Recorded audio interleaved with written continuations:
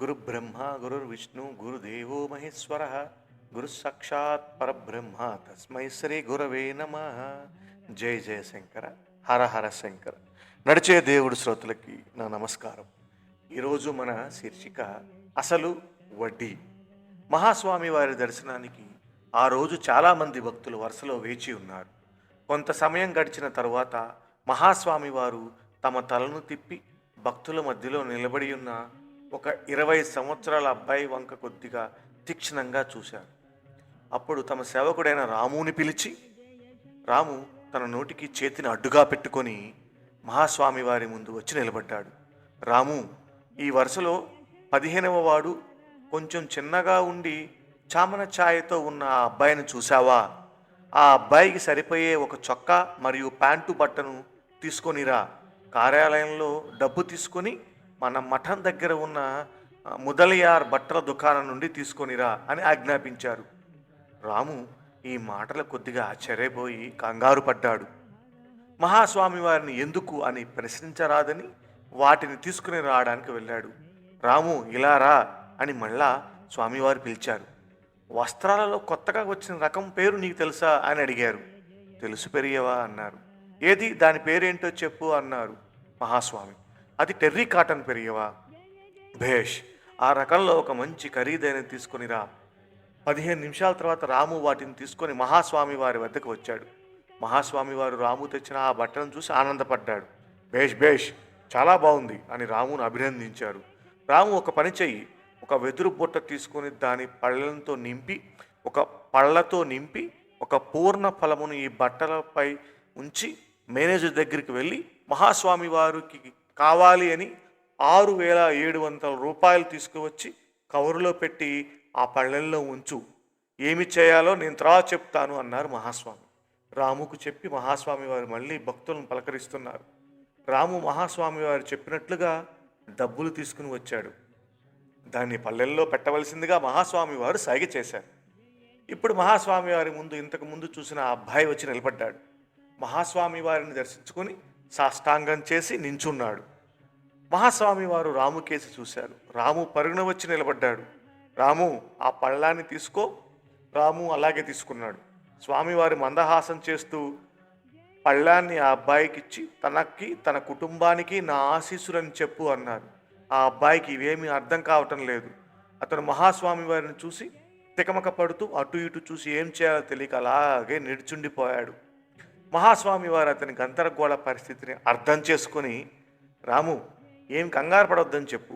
ఇది శ్రీమఠం తరఫున తనకి తన కుటుంబానికి ఇస్తున్న ఆశీస్సులు అని చెప్పు. ఆ కవరులో ఉన్న డబ్బుని జాగ్రత్తగా ఇంటిలో ఇమ్మను అని అన్నారు. ఆ అబ్బాయి ఏం అర్థం కాకపోయినా తల పంకించి మహాస్వామి వారికి నమస్కరించి ఆ ఆశ్చర్యకర బహుమతిని తీసుకుని వెళ్ళిపోయాడు. 15 నిమిషములు గడిచిన పిదప భక్తులంతా వెళ్ళిపోయిన తర్వాత మహాస్వామి వారు వారి గదిలోకి వెళ్ళి కూర్చుని రాముని పిలిచారు. రాము, ఆ అబ్బాయికి ఆ బహుమతి ఎలా వచ్చింది, ఎందుకు ఇచ్చాను అని నువ్వేమీ అడగలేదు అన్నారు. రాము సంకోచిస్తూ, పెరియవా, నేను ఇటువంటి వాటి గురించి మిమ్మల్ని ఎలా ప్రశ్నించగలను? నేను ఇక్కడ మీ పాదసేవ చేస్తూ మీ ఆజ్ఞను పాటించడమే నా విధి అన్నారు. సరే, సంతోషం. నువ్వు నీ కారణం అడగవలసిన పని లేదు, కానీ నేనే నీకు చెప్తాను. ఇది చాలా సంవత్సరాల క్రితం జరిగిన సంగతి. అప్పుడు మనం మఠం ఖర్చులకు తగినంత డబ్బు ఉన్నది కాదు. అప్పుడు నేను ఉత్తర దేశానికి పరివారంతో సహా యాత్రగా బయలుదేరాను. ఒక శుభముహూర్తంలో బయలుదేరి మఠం ముందుకు వచ్చాను. శ్రీమఠానికి ఎదురుగా ఒక చెట్టియార్ గారి పచారీ కొట్టు ఉండేది. మఠానికి కావాల్సిన సరుకుల ఖాతాలు అక్కడే తీసుకునేవాళ్ళం. నన్ను మఠం బయట చూడగానే చెట్టియార్ పరిగెత్తుకుంటూ నా దగ్గరికి వచ్చాడు. ఉత్తరీయాన్ని నడుముకు చుట్టుకొని సాష్టాంగం చేశాడు. నేను యాత్రకు వెళ్తున్నానని తెలిసి నన్ను నమస్కరించడానికి వచ్చాడేమో అని నేను అనుకున్నాను. ఏంటి చెట్టియార్లు, బాగున్నారా? వ్యాపారం ఎలా జరుగుతోంది అని అడిగాను. అతను నమ్రతతో, పర్లేదు పెరియవా, కానీ రాబో కాలం చాలా గడ్డుగా తోస్తున్నది. మీరు ఉత్తర భారతదేశ యాత్రకు వెళ్తున్నారని, 6 మాసాల తర్వాతే వస్తారని విన్నాను. అవును చెట్టియార్లు, నిజమే. 5-6 నెలల తర్వాత మళ్ళీ తిరిగి వచ్చేది అన్నారు.